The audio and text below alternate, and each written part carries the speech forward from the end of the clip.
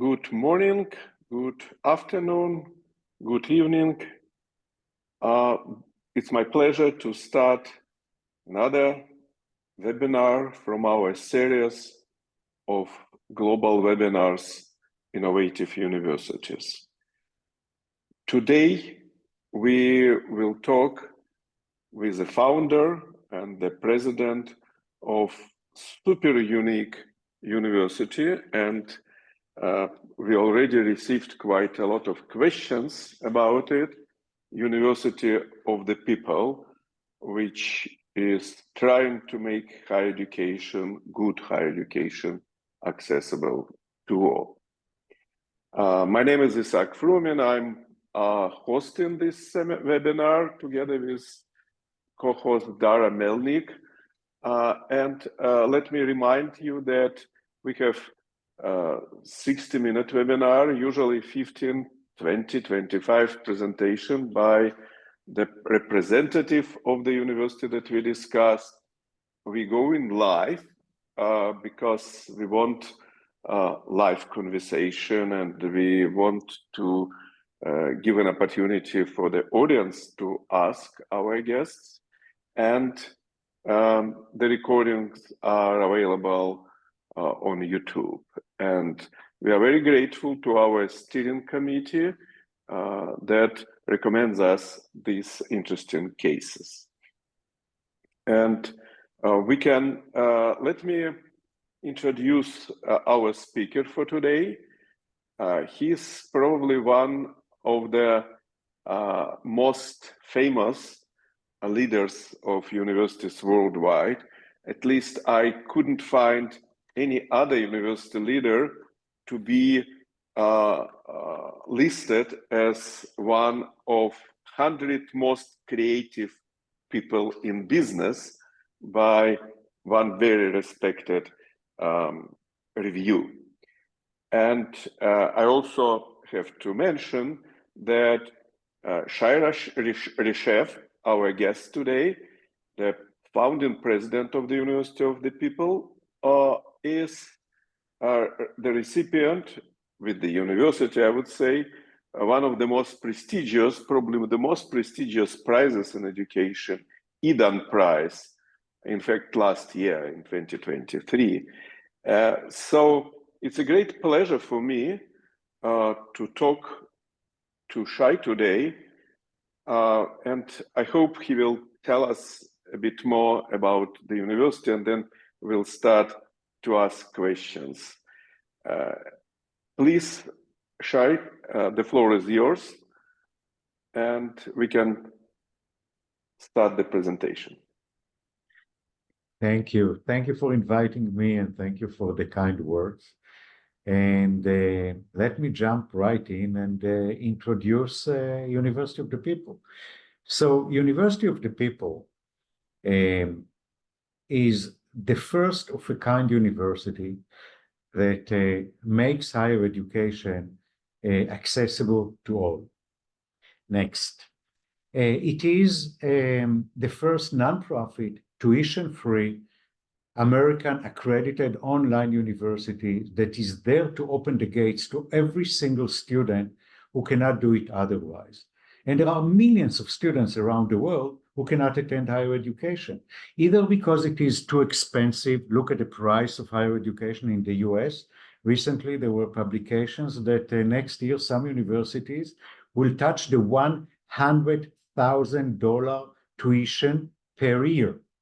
So education become impossible for many, many, many people. In other countries, there are simply not enough universities. Asia, Africa would be the best example. In every country in Africa, there aren't enough universities. Take Nigeria, the largest country in Africa. Every year, 10.5 million students graduate high school. Out of them, 1.5 million pass the university entrance exams. However, there are only seats for 500,000 students. That means that 1 million qualified students who pass the university entrance exams will find themselves outside of the higher education. In other places, women are deprived from higher education, and the situation in Afghanistan after The Taliban taking over is a great example, and many others are refugees, and refugees cannot attend, most refugees cannot attend universities in their hosting countries. For all these people, we invented University of the People to bring higher education to them. Next. We started in 2009. That's when we opened our gates. We announced it in January 2009, actually in Munich at the DLD in Germany. And in September of that year of 2009, we started teaching with 177 students. We received our accreditation in 2014. At that point, we had 500 students. Since then, we started an accelerated growth period. Today, we have 137,000 students coming from over 200 countries and territories, almost for every place on the globe we have students from. Out of them, 16,500 refugees. We have more refugees than any university in the world, and many of them are coming from the Arab world, but also from Africa, Asia, Latin America. So 16,500 refugees, but also I mentioned Afghan women. We have 3,000 Afghan women studying with us. After the Taliban took over, we decided to open the gates to them, and over 20,000 of them applied to study with us. We accepted 3,000 of them. They're studying with us behind closed doors. We even let them use fake names. And we wish we will be able to accommodate even more of them. As I said, 20,000 would like to study. Next. I mentioned the refugees. And following the war that started in Syria in 2012, over 100,000 Syrian applied to the university. As you know, the universities in Syria were shut down. Millions of Syrians left the country. They came to us, but they couldn't make it because of the language. As such, we decided to develop a program in Arabic. So we offer a BA in Arabic. We are the first online American university teaching in Arabic online. And we started 4 years ago. By now, we have 24,000 students studying in Arabic with us. And recently, we also announced MBA in Arabic. It's the first online MBA in Arabic. It's also the first, obviously, the first American online MBA in Arabic. And it just shows the huge need of people for education, especially refugees. And if you can address them in their own language, you see right away their desire and the results in the numbers. Next.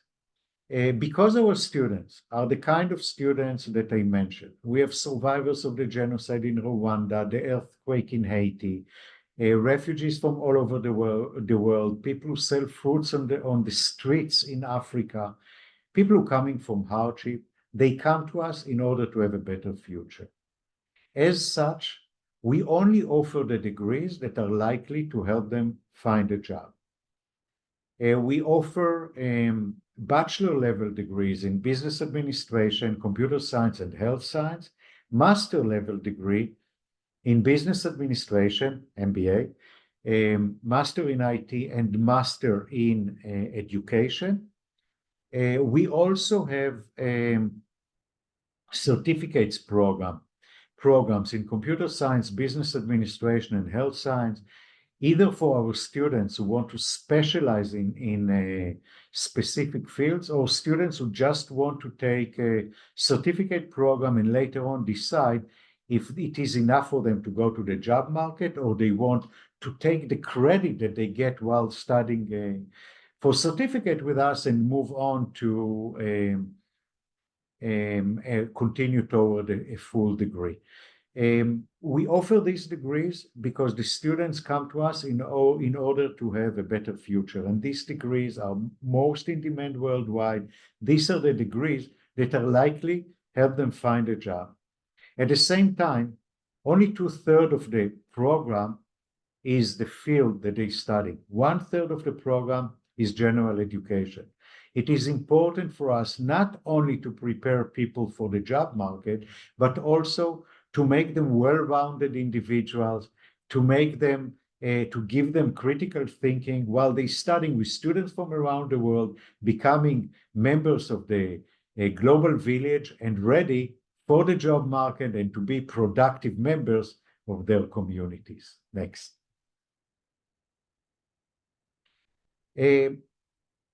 UoPeople do it in a very, very lean, we have a very lean operation. In order to study with us, students are expected, after taking the course, at the end of each course, to pay $140 for assessment fee. So you take the course for free, but there is no tuition, but there is assessment fee of $140 per course, which makes it, if a student studies full-time and pays for it, it will be $1,400 per year, 10 courses, and the full degree will cost $5,660 for the length of their studies. They can study in 3 years, in 4 years, some can shorten it to 3 years, but they can also, if they work, if they need to take breaks, prolong it to 6, 7, up to 10 years.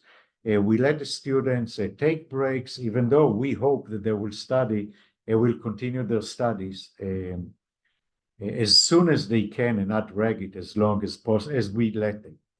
But recently we did an impact study and we found that the ROI, the return on investment of our students, is 30 times higher than the average cost of earning a bachelor degree in the US.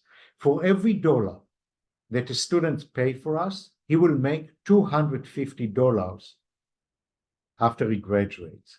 This is equal to $8 to every dollar a student invested in other universities. So as I said, it's 30 times higher. And by the way, students who cannot pay, even our moderate fee, we give them, as much as we can afford it, scholarships. It is our mission that nobody will be left behind for financial reasons. And as much as we can, we do help our students with their financials if we can, and obviously if they need. Next. Our faculty are volunteers. The university is built on volunteers. I mentioned that we have 137,000 students, but we also have, separate from the students, 41,000 volunteers. And the volunteers are myself, I'm a volunteer, the deans, and the faculty. The people who teach with us come to us as volunteers. We have 1,500 of them who are active in our classes.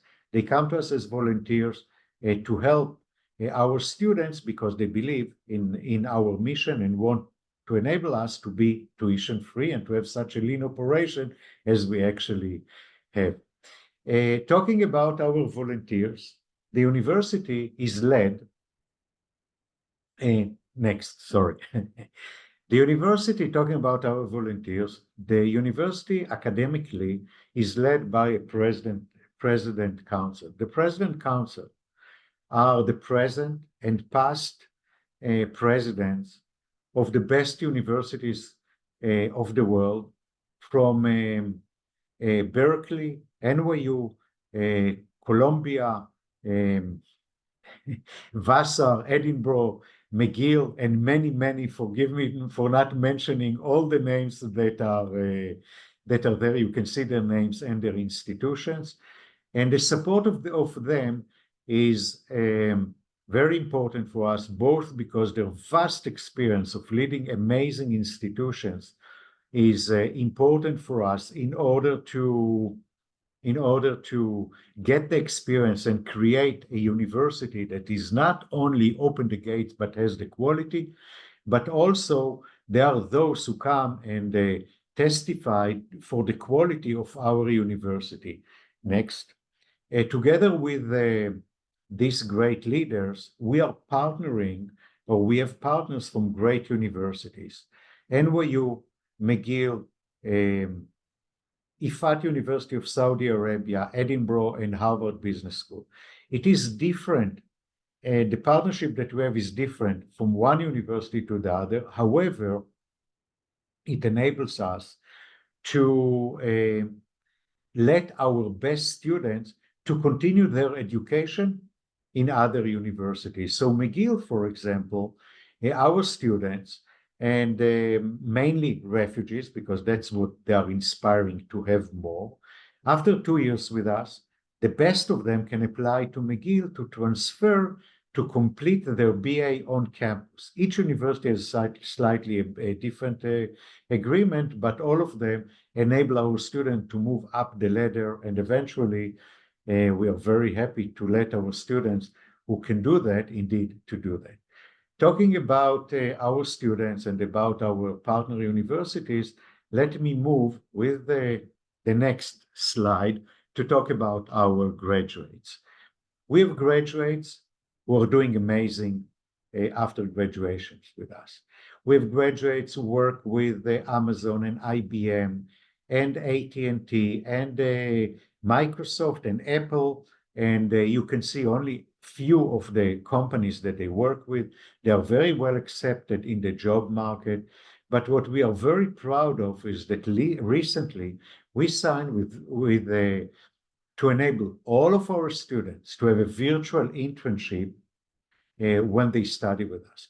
So all of our students, all the 137,000 students, if they wish to do so, wherever they are, whether it is in the US or in Germany or in a refugee camp or studying behind closed door in Afghanistan, they are able to have virtual internship, which is about half a year, which many of them will get a job opportunity from the places that they take the internship, the virtual internship with, and others will go to the job market with half a year experience working in the real world.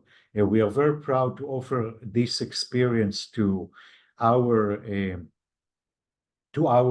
students, and it is part of our belief that our students not only should study with us, but when they leave us, be ready for the job market and find a job. I mentioned that our students are paying $140 per end of course assessment. In the next slide, I want to tell you how we can do it. We can do it because the $140 is complemented by support for many great institutions and foundations such as Bill and Melinda Gates, Ford Foundation, Oak Foundation, Hewlett Packard, the American government, the German government, the GIZ, and corporations such as SAP. They help us mainly to develop new programs, but also and mainly to have enough scholarships for our students. In a nutshell, next, this is what we are. We are building a model. University of the People is there to show that higher education can be accessible and affordable for all with the right quality. We do it because UNESCO stated that there are 100 million students that do not have seats available for them in the existing universities.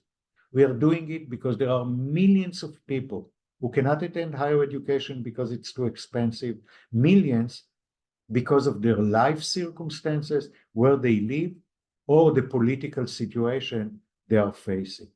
For all these people, we created the internet, we use the internet, by using the internet, higher education that come to our students. We build a model to show that the challenge of higher education can be resolved, and we can't but wait for others to do the same and to solve this amazing challenge. Thank you for listening.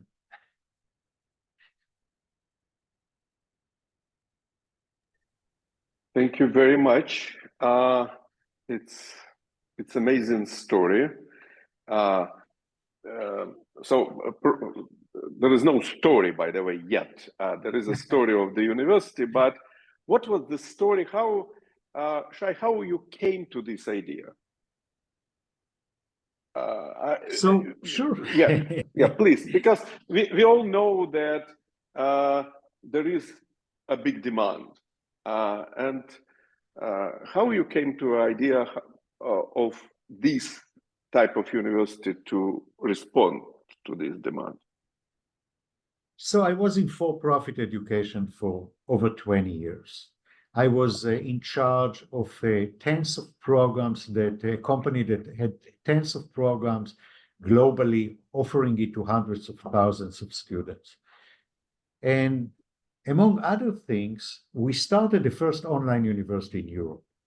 It was in the Netherlands, and we were the partner of University of Liverpool. We delivered the British University of Liverpool online degrees. Mm-hmm. And we did it from the Netherlands, but it was the British degree, and we did everything from recruiting the students, developing the programs, hiring the instructors, teaching the students, but everything under the supervision of University of Liverpool, who eventually gave the degrees or awarded the degrees to the students. And for me, it was amazing, because I realized how higher education, how can have students. You know, we had students in Singapore who can stay at home, keep their job, and still get this great education. But at the same time, I also realized that for most people, it was nothing but a wishful thinking. It was simply too expensive. They couldn't afford it.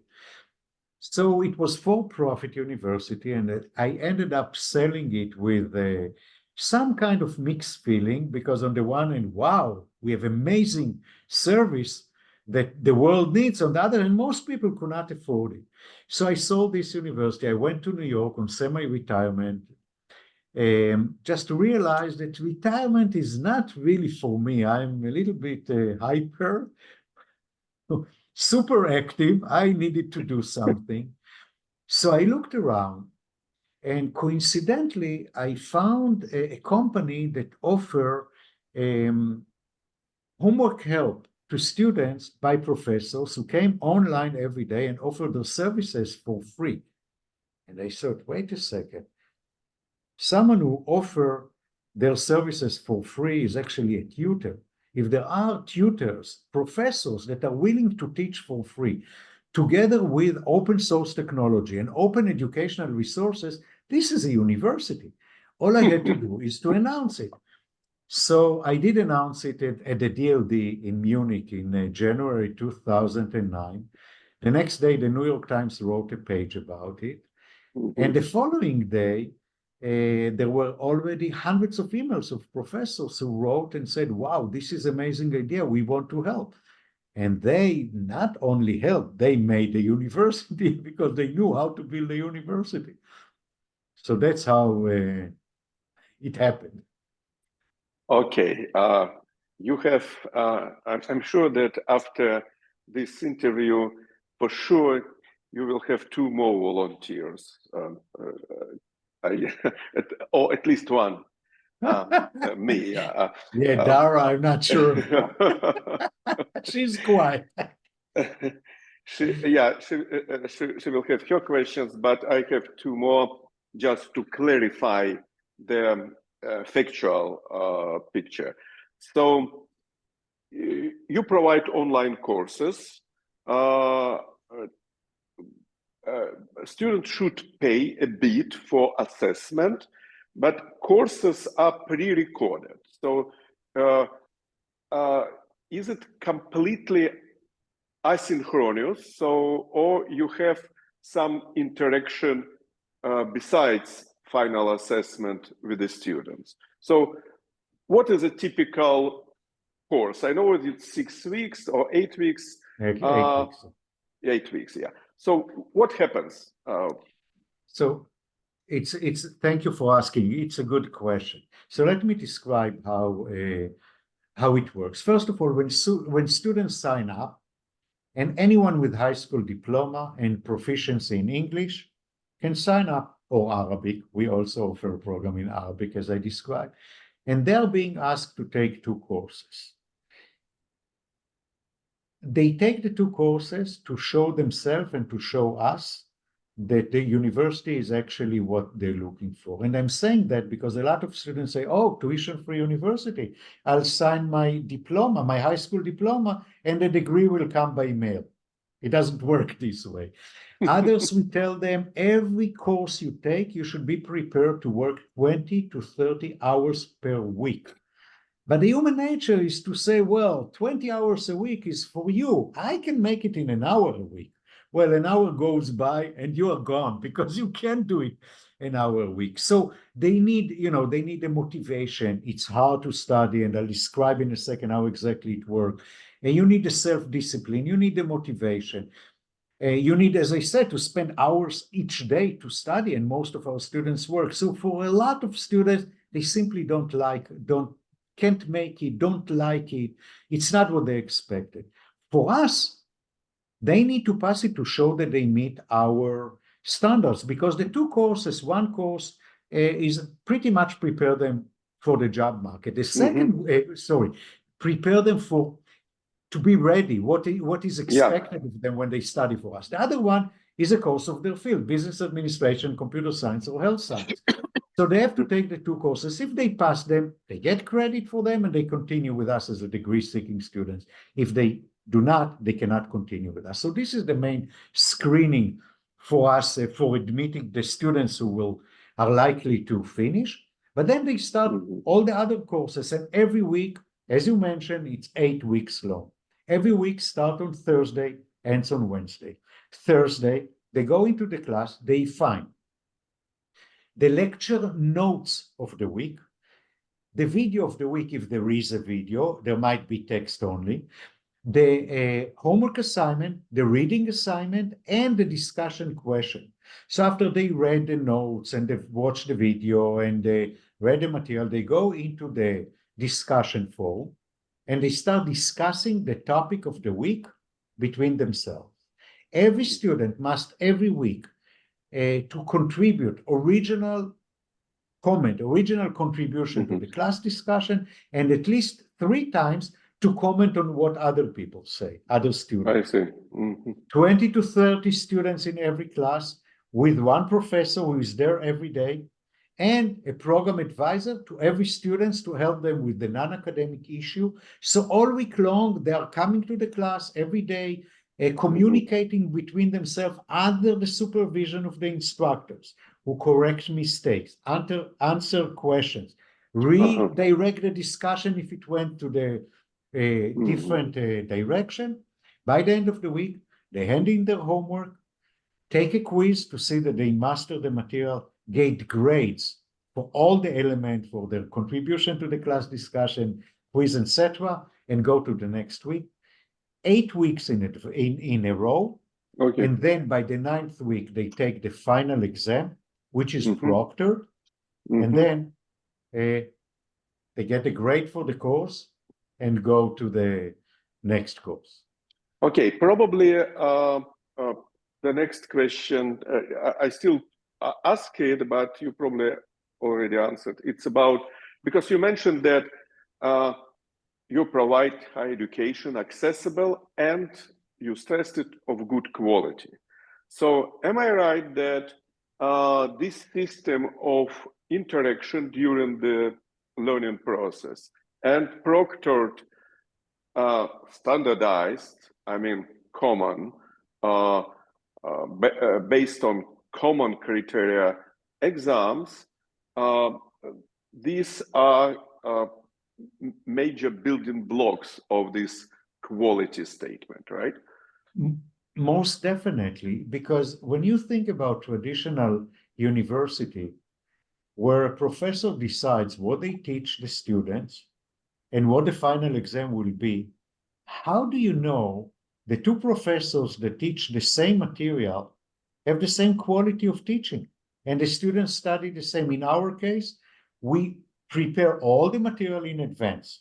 It goes through supervision, through peer review. Everything is done in advance, and by the way, and updated, upgraded all the time.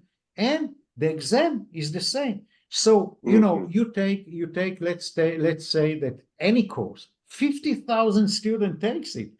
We know exactly how each one of them is doing.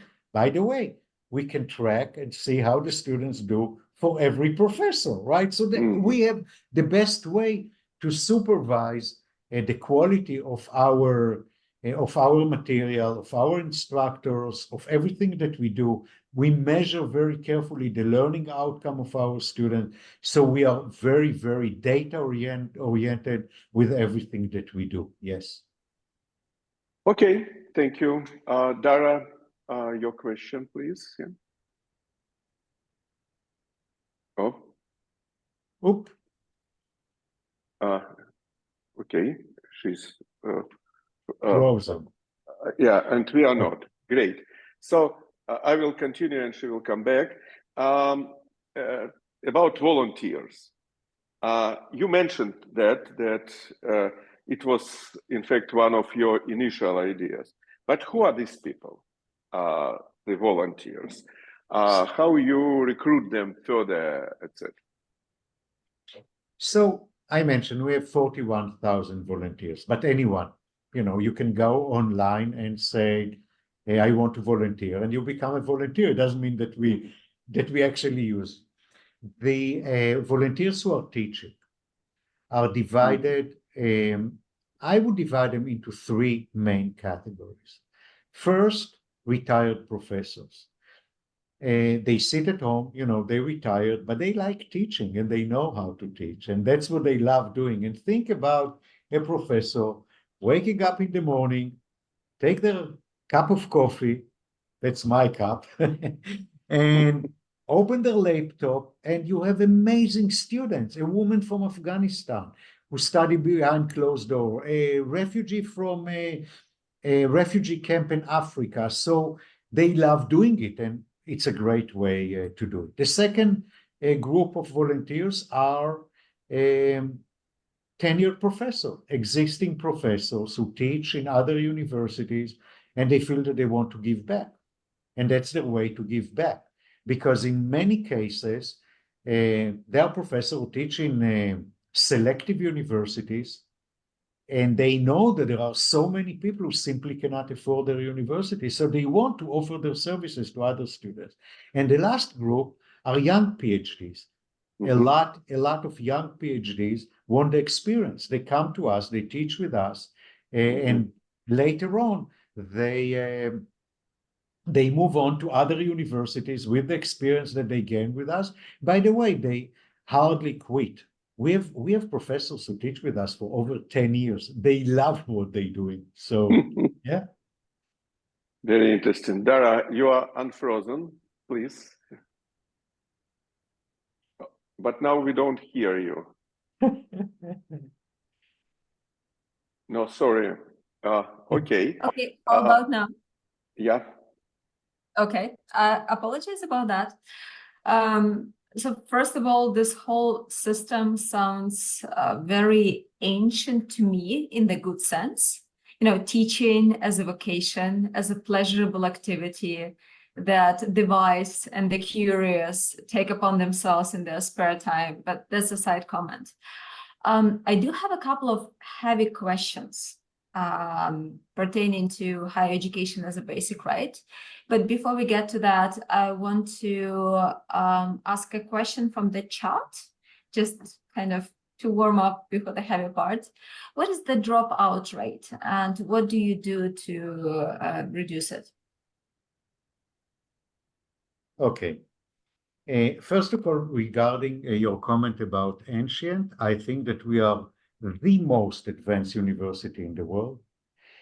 I'll tell you why, because I don't know what ancient, but I think that the fact that every week, at least one university is being closed in the US.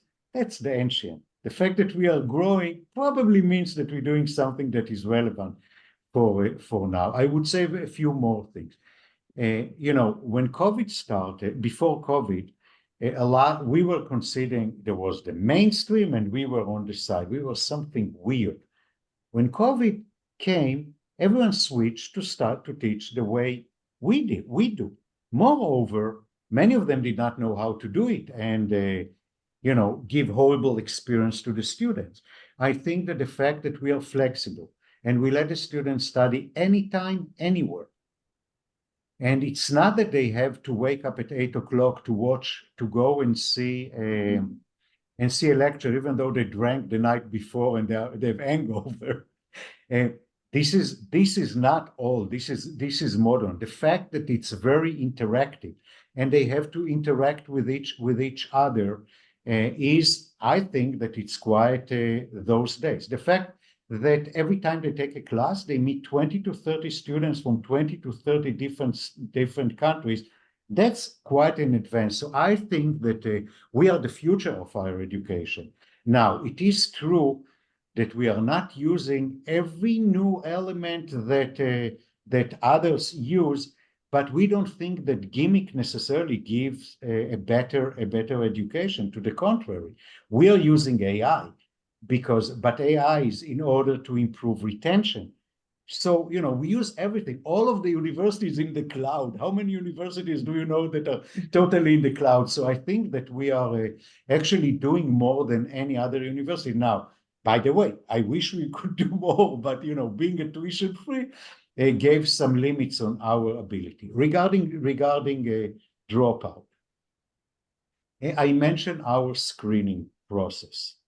The admission process that we have.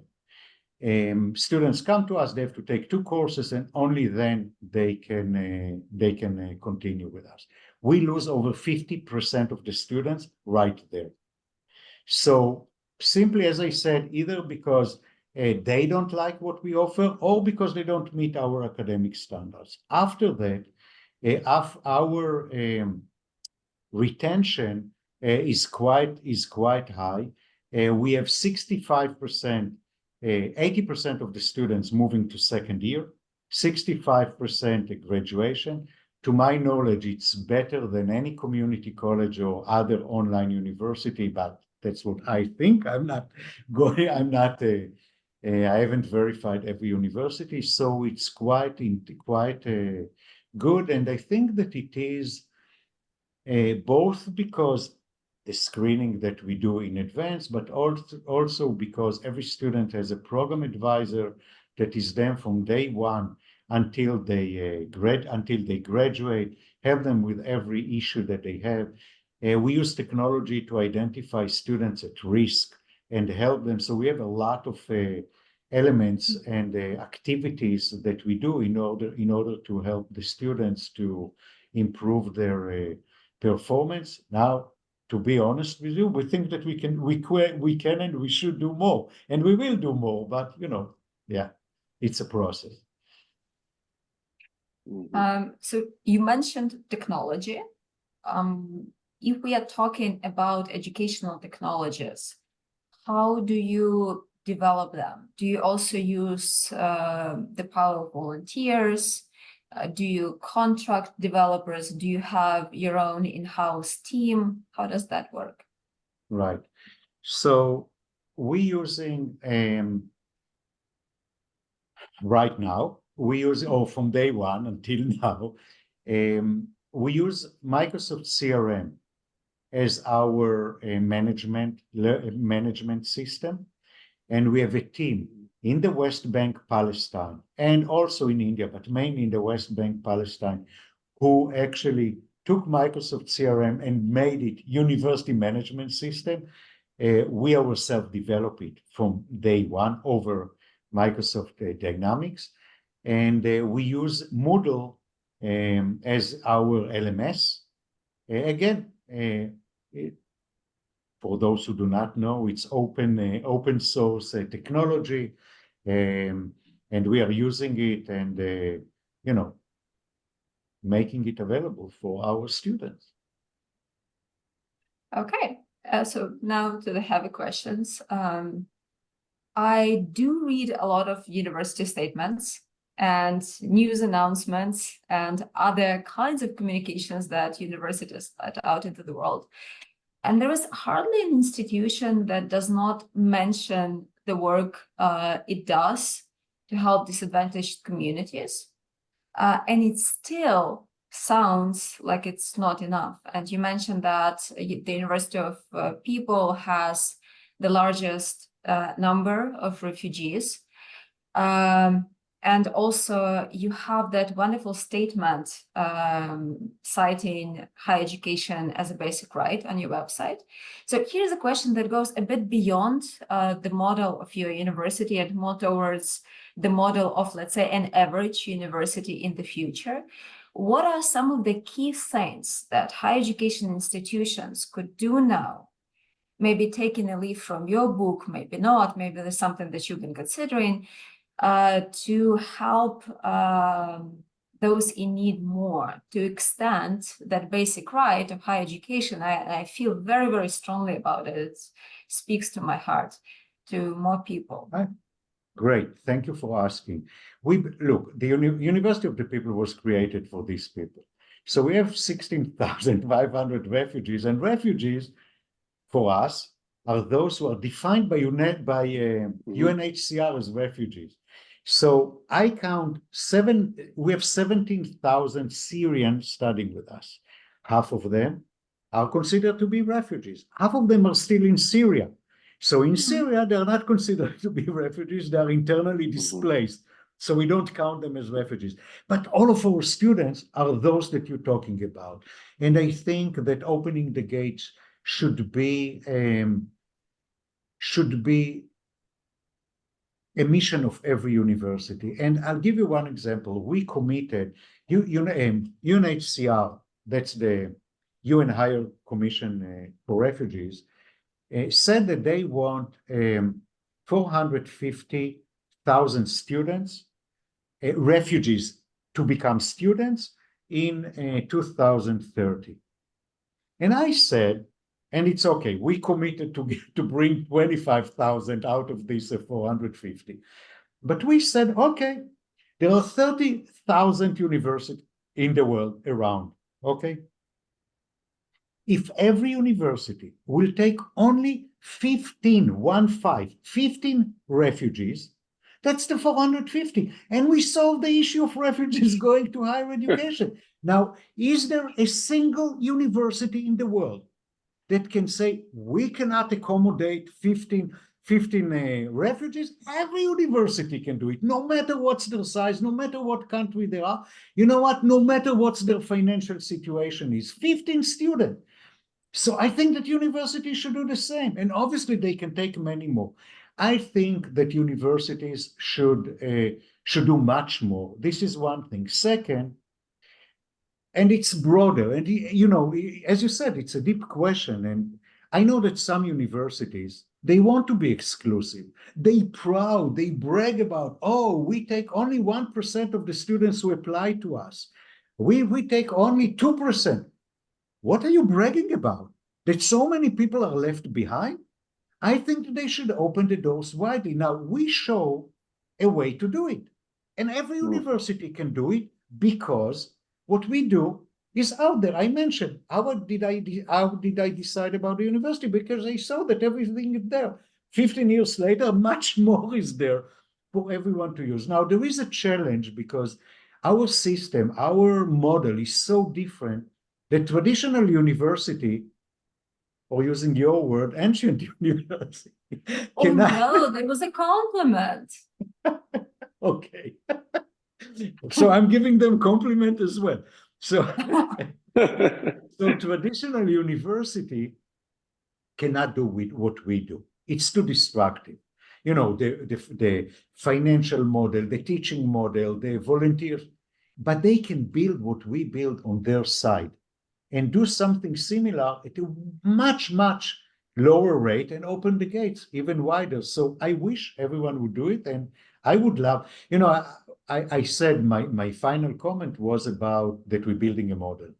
And I think that the model that we build is for other universities, but also for governments. When you think about it, every government can do what we do. They can ask us to do it. We are transparent. They can look at what we're doing and do it themselves. They can ask us to help them to do it and solve the challenges that we have. Now, maybe it won't be tuition free like us, but the cost will be a fraction of what they charge right now. So, yeah. By the way, speaking about that, still, university can admit these people, but and in fact, you admit that you need to have a few courses. I would call it remedial courses for students to level up a bit their academic preparation. So you take students from based on their English certificate and school leaving certificate, but we know that the quality of school education in many countries, unfortunately, is very low. So do you think that your students have this cultural capital, or what Howard Gardner calls high education capital, to study better or to study at all? And again, probably I'm not the first person who asks you this question. Don't you lower the standards to keep them and to let them to finish the course? We don't. And I mentioned myself that we lose over half of the students by screening them if they meet our standards. I see. So we are, we definitely make sure that they meet our standards. That they meet our standards, and our standards are high. And if they were not high enough, we would have been accredited. So we have the standards, the academic standards.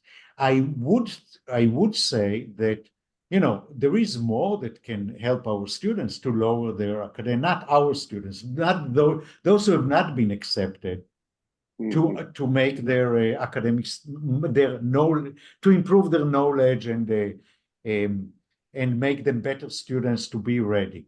We don't do it. I wish others would do it. There is room to do it, because I'm sure that there are a lot of students.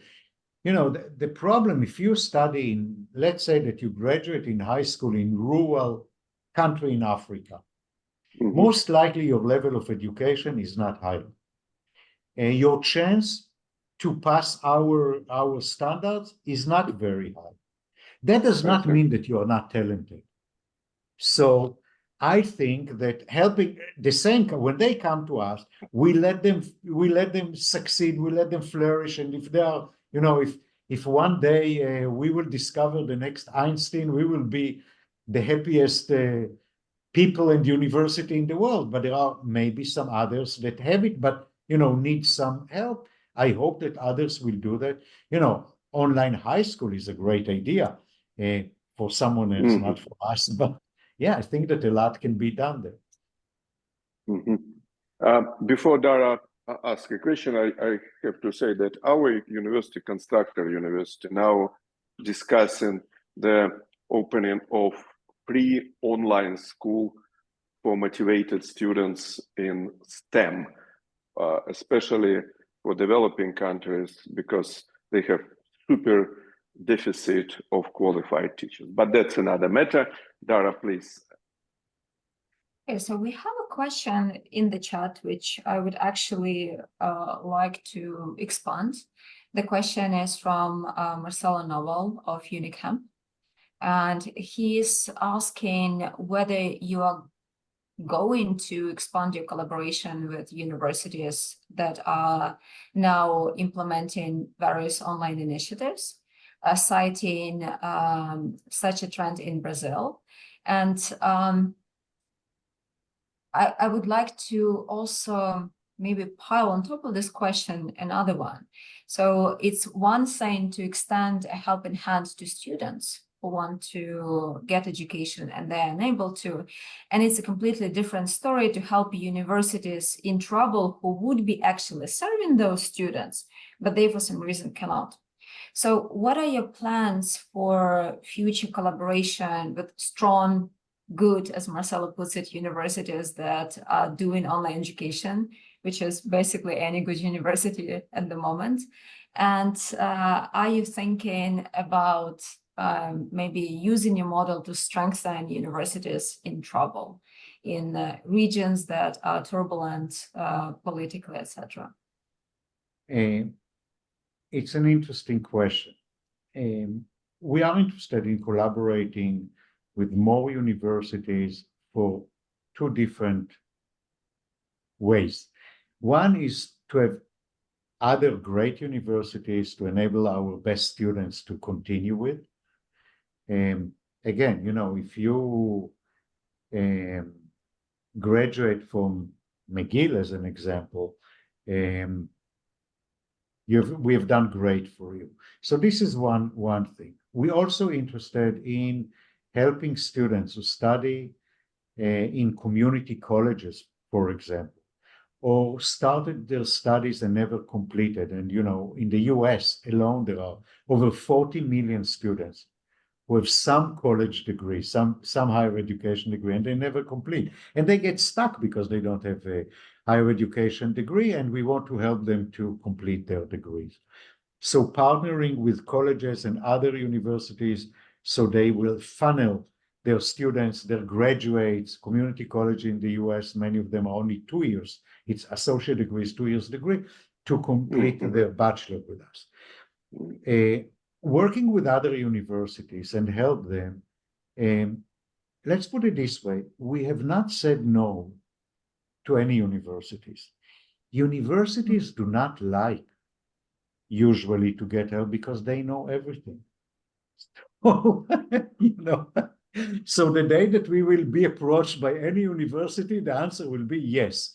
Now, to be fully transparent and honest, it's not that we have, you know, we are so lean that we don't have the manpower to do a lot, but we are, you know, but we're not being approached, and when we are approached, we'll see what to do. But we think that, you know, if we want to work in a country and help them to take their entire population online, it probably means working with the local universities as well. It won't work just working with the government. So the answer is yes, but we haven't done it. And if anyone on this Zoom is interested, sure, we would love to talk to them.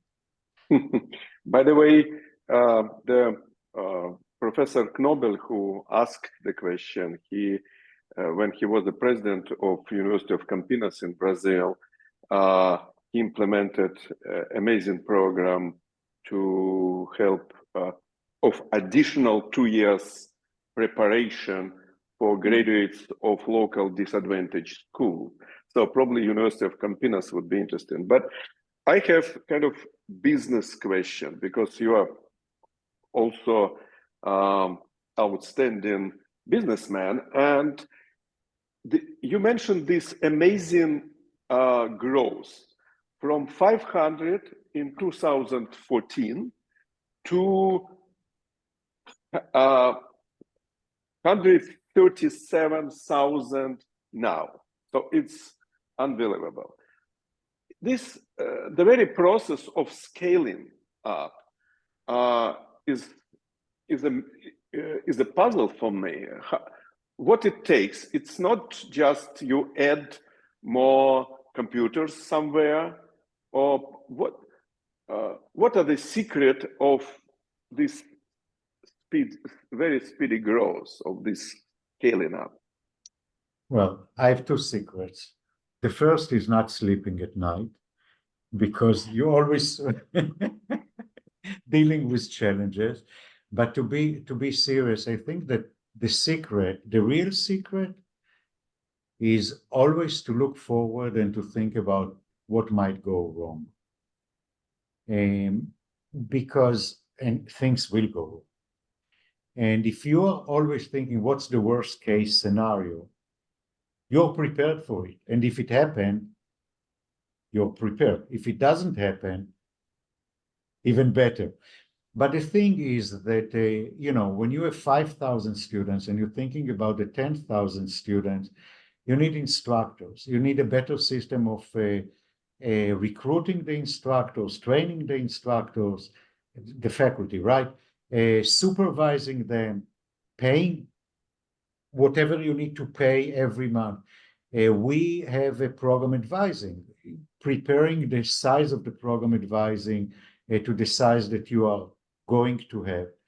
It's a challenging because you can't invest too much before you have the numbers, but you need to be ready. I think that, the best thing about online is that there is no limits of seats. And the capacity, if you have the right technology, you can accommodate. And as long as you have enough instructors, volunteers to be in the classes and program advisors, if you have enough storage in the cloud to accommodate everyone, you can do it now. Things are, you have challenges. So, and one of the challenges is financial as well, because while we are tuition free and we base on volunteers, Dara asked about the technology. We pay them. They are not volunteers. So, you need to have the money to pay them as well. You need to make sure that you plan in advance. So I think that planning in advance and being ready for things to go wrong is the secret. Okay. Dara? So you are running what I would call a huge higher educational enterprise, and you have to balance on the one hand your mission and adherence to it, and on the other hand financial sustainability, because you cannot just break down because you're too mission focused. So mission focused that you don't see what's in your books, you don't balance them properly. So that sounds potentially very scary to anyone who would like to start a similar project. And yet we do need similar projects if we are to truly realize that dream of higher education as a basic right. So if someone were to think about something like that, where would you advise them to begin? What's step number one? For an entrepreneur in an Asian or an African or Latin American country who wants to create a highly accessible university and reach to as many people as possible, where do they start? I think that, first of all, your beginning of the question was so right. I mean, we always have to balance. And I mentioned the Afghan women. We have 20,000, but we accepted only 3,000. 20,000 applied, simply because if we take all of them, we'll collapse. You can't, I exaggerate, but you know what I mean. You can't do whatever you want, and we plan very carefully how many we can accommodate. So this is a great point, and it leads toward how to build this university. I think that I was blessed with two things that I don't think that anyone can do it without them. The first one, I had the experience. Remember that I ran a university in Europe before I started this university. So I knew how you recruit students, how much it costs, how you teach, how you prepare a class, everything. How to pay, how to collect money, how to market, everything. Second thing, you need to be able to plan in advance every element and have a big margin for mistakes. And you need to have next to you people who have done it for me. I mentioned that as soon as I announced the university, professors came along. And I also said a minute ago that I had the experience because I ran university, but the university was with the University of Liverpool. We delivered their degrees. So all the academic was not with us. So the academics who came to help us actually were the one who filled the gap that we didn't have. So you must have people who have the experience. You must plan as much as you can and ask people and ask institutions for everything, and only then start, because otherwise you're doomed to fail. Thank you very much. Isak, we must conclude this webinar. Unfortunately, No other choice. yes. I would recommend all who is watching our webinar to look at the website of the University of the People. It's very interesting. They have reviews and feedback of the alumni. It's quite telling. And thank you very much, Shai. It was a great pleasure. We hope we'll stay in touch. And let me announce our next webinar, which is also very interesting, innovative project, Code University of Applied Science in Berlin. Its president, Dr. Peter Ruppel, will be with us, and he will tell us how to optimize the process of education in information technology industry. Thanks, and see you in 2 weeks. Thank you. Thank you for giving me the time.